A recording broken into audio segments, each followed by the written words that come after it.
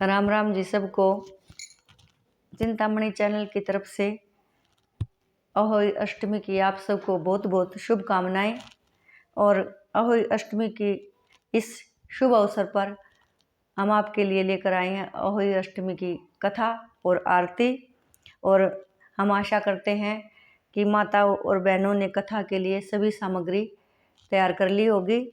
और लेकिन कथा सुनाने से पहले मैं एक बात साझा करना चाहूँगी आप सबके साथ कि आजकल तो अहोई माता की तस्वीर मिलती है, चित्र मिलते हैं और शीशे में लगी हुई तस्वीर भी मिलती है। लेकिन पहले इतना सब कुछ उपलब्ध नहीं होता था और हम गेरू भिगोकर पानी में और उसकी पेस्ट तैयार किया करते और झाड़ू की सीख से रुई लपेट कर धागे से उसको बांध के ब्रश बनाकर और उस पर दीवार पर चित्र बनाया करते बड़े ही मन से, दिल से। और ना कोई फुटा हुआ करता ना कुछ हुआ करता। लेकिन मैं आप सबको दिखाऊंगी, मैंने आज भी उसी तरीके से अपना एक चित्र बनाया है। अगर किसी बहन के पास कैलेंडर लाना याद नहीं रहा हो, चित्र लाना याद नहीं रहा हो, तो अपनी दीवार पे या किसी कोरे कागज पर आप अपने हाथ से भी ये चित्र बना सकती हैं अहोई माता का। देखो सुंदर चित्र है, ना फुटा यूज किया इसमें और बिल्कुल फ्री हैंड काम किया है। हम ऐसे ही बनाया करते।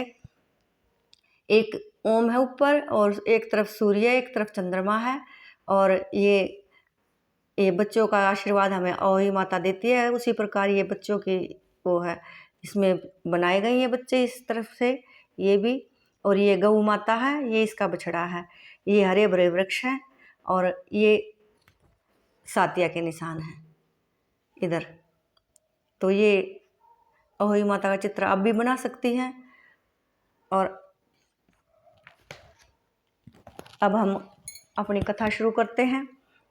और कथा शुरू करने से पहले सब मिलकर एक बार लगाएंगे मैया का जयकारा। तो बोलो अहोई माता की जय। तो एक बूढ़े ब्राह्मणी थे, उनके 7 बेटे थे, एक बेटी थी और वो सातों भाइयों की बहुत लाडली बहन थी। एक बार वो अपनी भाभीियों के साथ मिलकर घर लीपने के लिए खदान में मिट्टी लेने जाती है और वो खदान में मिट्टी खोदने के लिए उतर जाती है। मिट्टी खोदते समय उसके हाथ से शाहू माता के बच्चे कट जाते हैं और शाहू माता उसको श्राप देती है कि तूने मेरे बच्चे मारे हैं, मेरे बच्चों की हत्या करी है, तो मैं तो तेरी कूख बांध दूंगी। वो डर जाती है कि ससुराल में जाकर क्या जवाब दूंगी। वो बारी बारी से सभी भाभीियों को बोलती है। पहले बड़ी भाभी से बोलती है, भाभी मेरे से गलती हो गई और शाहू माता मेरे को श्राप दे रही है, वो मेरी कूख बांधना चाहती हैं, आप मेरे बदले अपनी कूख बंधवा लो। तो बड़ी भाभी ने मना कर दिया। ऐसे करते करते वो 6 भाभीियों से पूछ लिया लेकिन सब ने मना कर दिया। आई छोटी की बारी। वो बोली, भाभी आप मेरे पर दया कर दो। बोली, मैं तेरी सहायता करूंगी और तू एक काम करियो, ये बात किसी को मत बताइयो। बोली, नहीं मैं किसी को नहीं बताऊंगी। और उसने अपनी बड़ी जेठानियों से भी ये वचन ले लिया कि ये इस बात का जिक्र घर में कोई नहीं करेगा। तो ऐसा होने के बाद वे सब अपने घर चले जाते हैं और साल पर साल बीतते जाते हैं। उसको बच्चा नहीं होता, छोटे वाली को। उसकी सास उससे ना खुश रहती और कहती ये भांजड़ फांजड़ कहाँ से आ गई। और सबके बच्चे, किसी के 2, सारी जेठानियों के बच्चे बड़े होते जा रहे थे, उसके पास कोई बच्चा नहीं था। उधर ससुराल में उसकी ननद का भी बच्चा हुआ। तो आया अहोई माता का व्रत, तो सारी उसकी जेठानियाँ और ये सब अपनी व्रत की तैयारियों में लगी हुई थी। और उसकी सास ने उसको गांव से बाहर एक कमरा दे दिया कि जा तू वहीं रह, अपने आदमी को लेकर जा भांजड़ फांजड़। तो फिर वो बेचारी वो क्या करती, तो वो जंगल में जाती और उधर एक गाय थी, गाय माता की सेवा करती, उसका ठाण बोहारती, उसमें झाड़ू लगाती, उसके लिए चारे पानी का इंतजाम करती। तो गौ माता सोचती ये कौन है, एक दिन छिपका देखूंगी। तो गौ माता ने देखी एक भी एक औरत है और ऐसे ऐसे तेरे चारे पानी का इंतजाम करा है। तो वो कहने लगी, अगर तेरे को क्या वो जरूरत है जो मेरी, जो तू इतनी सेवा कर रही है। तो वो कहने लगी है कि हे गौ माता, मेरे तो बहुत बड़ा श्राप मिल रहा है और मैंने सोचू किसी तरह ये श्राप कट जा। बोली बेटी तू मैंने बता, तू मेरी इतनी सेवा करे।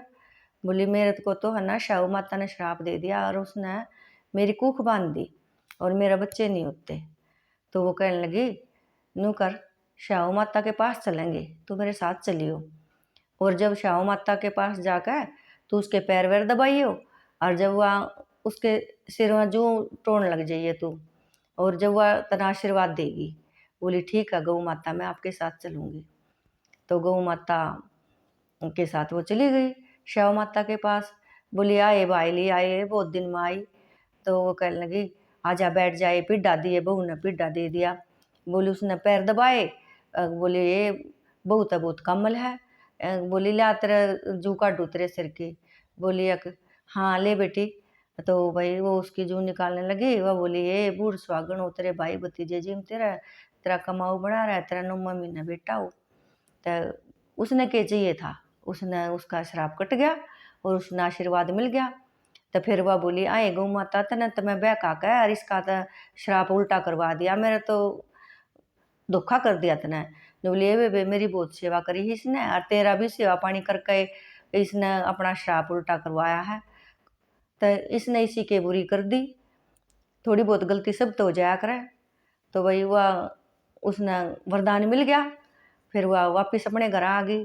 गौ माता की सेवा करती रही वहीं पास में, अपने घर के पास में। और राजा का लड़का सार पास से खेल रहा है और उनके दिन बीतते चले गए। आया और अष्टमी का अगले साल का व्रत। तो उसकी सास बोली, उसने नाई की बुलाई। बोली अग जाए नाई की। उस भंजन फंदन ने भी दिया एक गुड़ की डली और तेल की पड़ी, और जा उसका कुछ ना है। तो वो चली गई।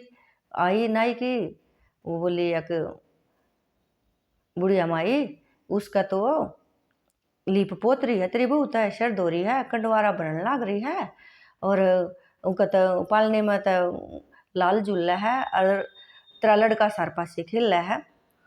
सास बोली अब हाँ ऐसा भी हुआ कर कोई। वह बांझड़ फांदड़ वाकित के लाल जना थी ने बोली वो तेरा ना जस्ती तो तू अपनी आख्या तो देखा।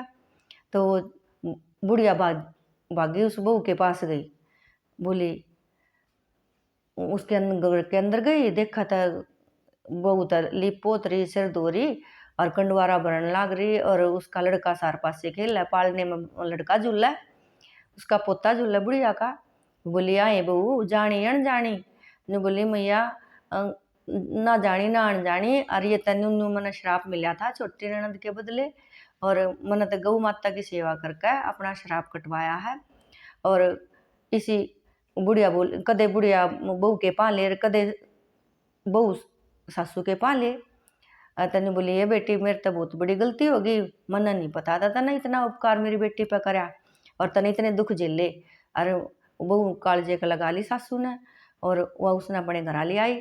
और इसी उसने अष्टमी का बहुत अच्छी तरह से उजमन करा और सारे रीति रिवाज निभाए।